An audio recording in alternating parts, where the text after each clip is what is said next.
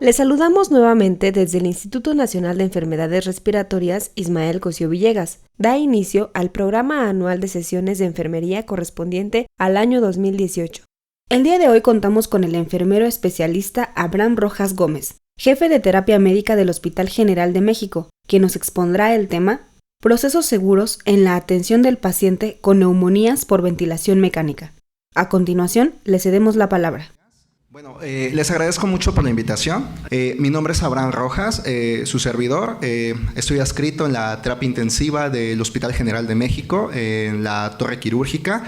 Y bueno, vamos a hablar prácticamente de las estrategias y recomendaciones que según la evidencia científica nos comentan que son las más adecuadas para un paciente que está con ventilación mecánica.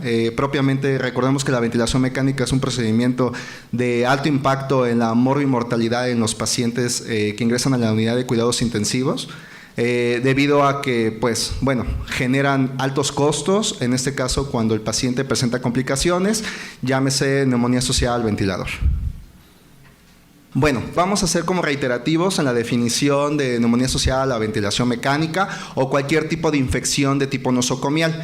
Es importante mencionar que la neumonía asociada a la ventilación mecánica es aquella infección pulmonar que se va a presentar en las primeras 48 a 72 horas en la que se coloca un dispositivo avanzado de la vía aérea. Es importante mencionar que este individuo, para que se pueda catalogar con una neumonía asociada a la ventilación mecánica, debe de tener previamente, o no debe de tener previamente un cuadro infeccioso a nivel pulmonar, ¿de acuerdo?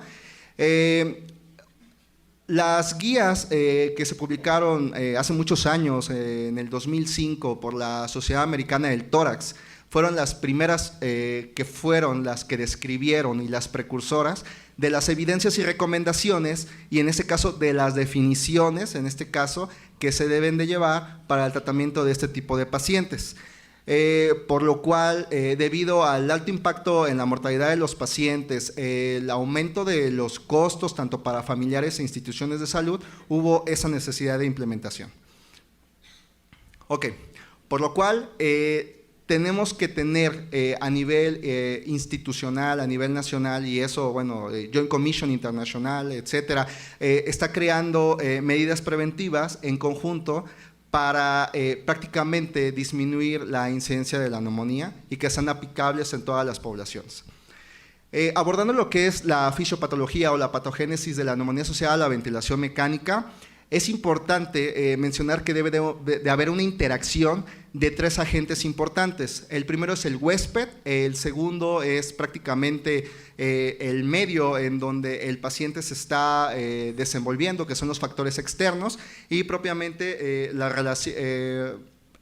dispositivos del tratamiento hacia el paciente, ¿de acuerdo? Prácticamente situaciones del huésped conllevan a situaciones metabólicas y a la gravedad de la enfermedad al que el paciente se esté sometiendo.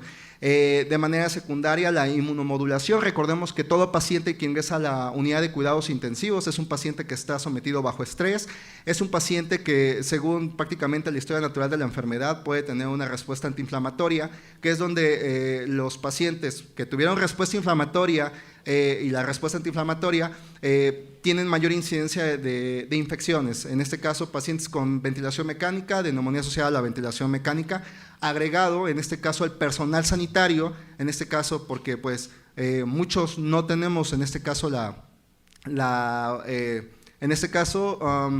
esa prevención del lavado de manos, que es una de las medidas prácticamente angulares para disminuir en este caso las infecciones asociadas a los cuidados sanitarios.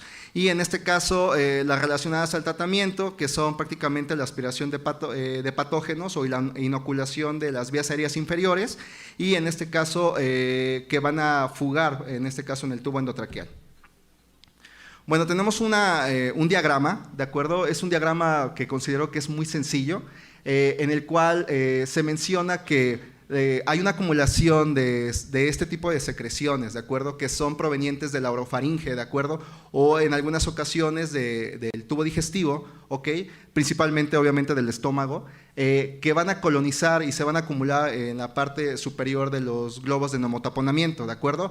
Estos globos de neumotaponamiento, cuando no tienen un adecuado inflado o no tienen una adecuada presión, y que no son de un material de buena calidad, de poliuretano, van a tener fuga, en este caso, a las vías aéreas inferiores, lo cual va a inocular.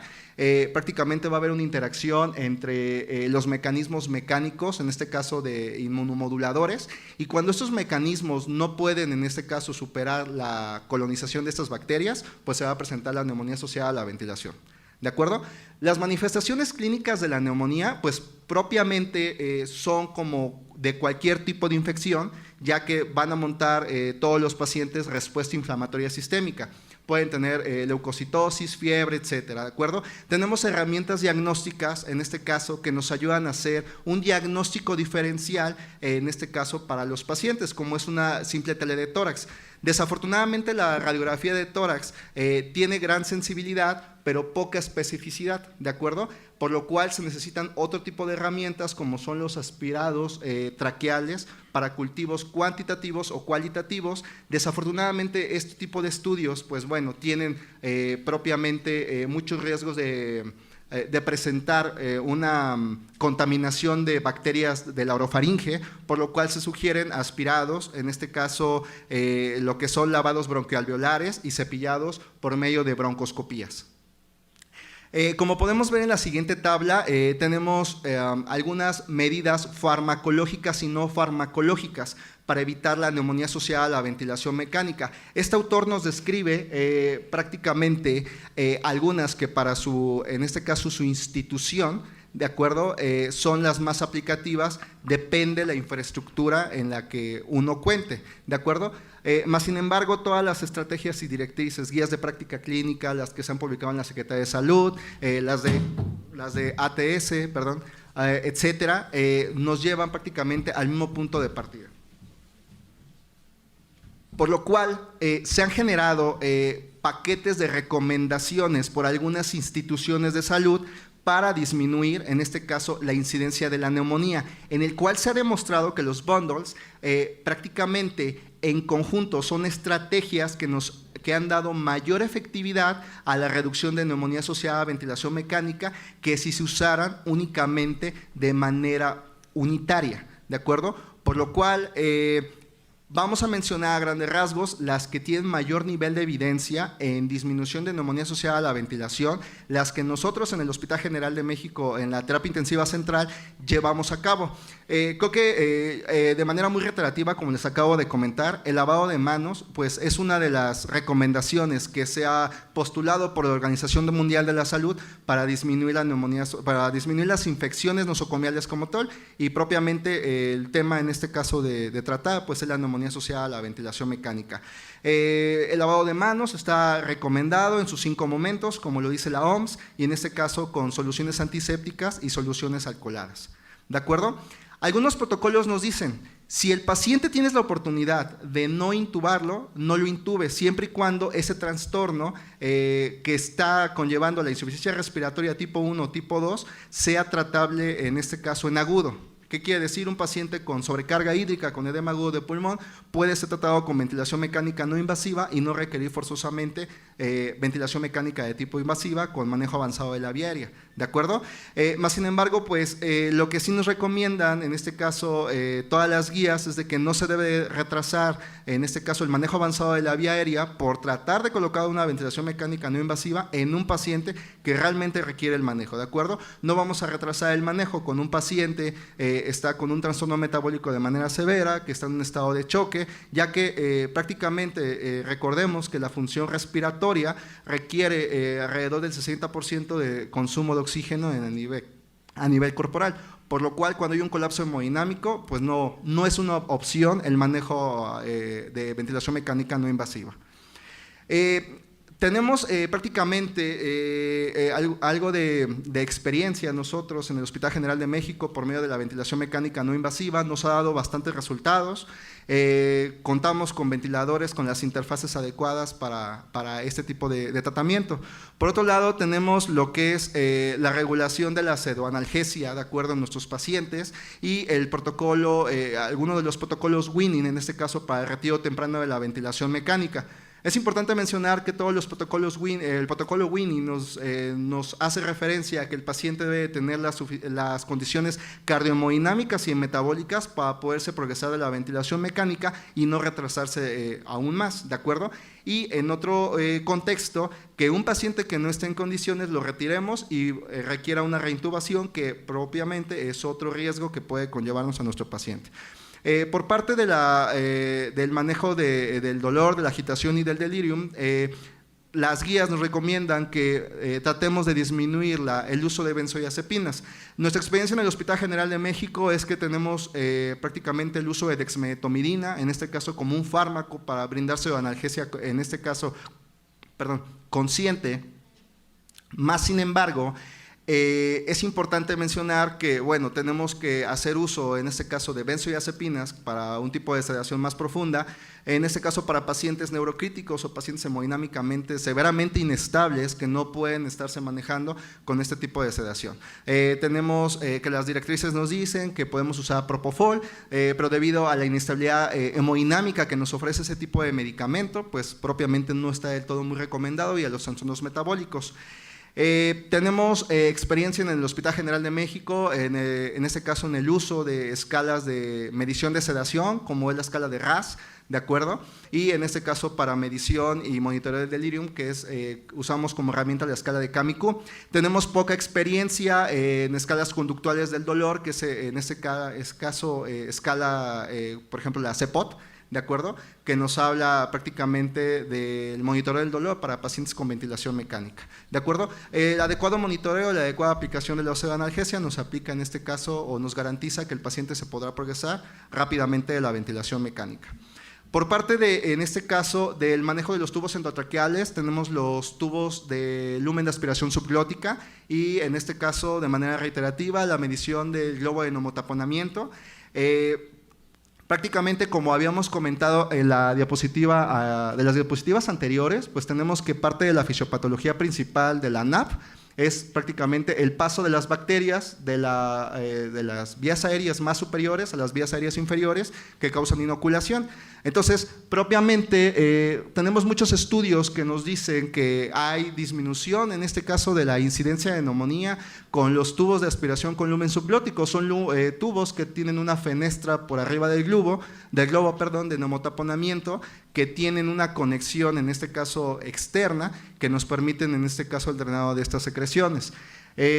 Prácticamente los tubos de aspiración subglótica, pues es una interfase que se mantiene aquí en esta figura que tenemos aquí.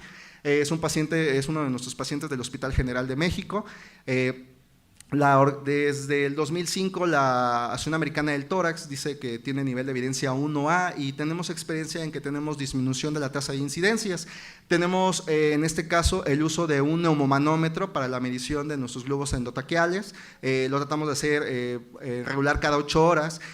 Hay estudios que dicen que han sometido a pacientes a mediciones de neumotaponamiento cada hora y cada 8 horas.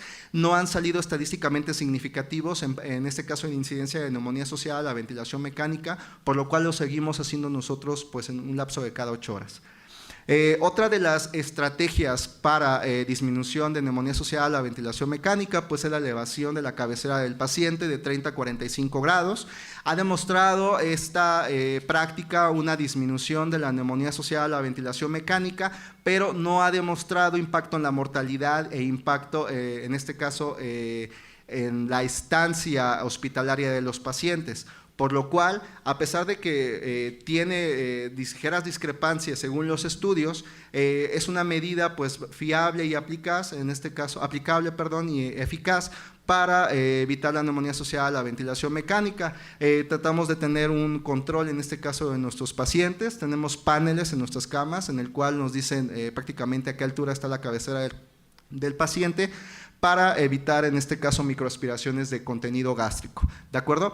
En cuestión de la nutrición, tratamos que nuestros pacientes no estén nunca en decúbito supino, ya que está descrito que pacientes que están con dieta enteral, bueno, pues tienen más riesgo a microaspiraciones de origen gástrico. Tratamos de que tengamos sondas orogástricas sobre sondas nasogástricas para evitar la sinusitis paranasal. Por medio, en este caso, en el contexto de los circuitos de la ventilación mecánica, la evidencia científica nos dice que se han hecho estudios en el cual quieren ver cuánto tiempo se deben de quedar o deben de tener de estancia los circuitos de la ventilación mecánica. Bueno, estas investigaciones ya son viejas, lo que ya está prácticamente actual y descrito es que los circuitos de la ventilación mecánica no deben de ser manipulados propiamente hasta que el paciente, bueno, lo ensucie de acuerdo con algún tipo de secreción hemática o secreciones provenientes de la vía aérea y evitar la inoculación, en este caso por medio de condensaciones que se puedan formar. De acuerdo a nuestra experiencia es un cambio cada 7 días de los circuitos de la ventilación mecánica y tratamos de apegarnos a lo que dice la norma oficial mexicana número 045. Hemos tenido experiencia con los circuitos con recubrimiento de plata, más sin embargo no dan un alto impacto para la disminución de la neumonía, sí lo hay, pero bueno, se valoran en este caso el costo-beneficio.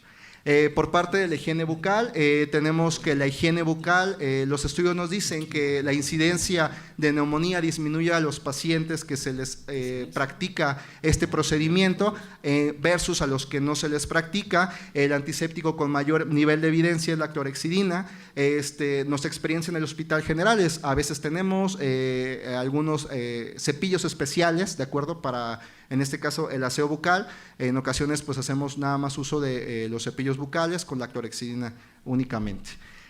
Y por último tenemos, quise prácticamente incluirlo en la presentación como dispositivos con recubrimientos de plata, que son los tubos endotraqueales. Es la misma situación. La plata, como les acabo de comentar, evita la formación de biopelícula en los tubos endotraqueales y en este caso en los circuitos de la ventilación mecánica, ¿de acuerdo? Como les comentaba, más sin embargo no tiene un alto impacto y todas las guías nos recomiendan que no se debe de hacer un uso rutinario de estos dispositivos, ¿de acuerdo? Les presento nuestra terapia intensiva. Tenemos 1 año y medio aproximadamente que arrancamos en esta nueva terapia y pues eso sería todo de mi parte. Muchísimas gracias.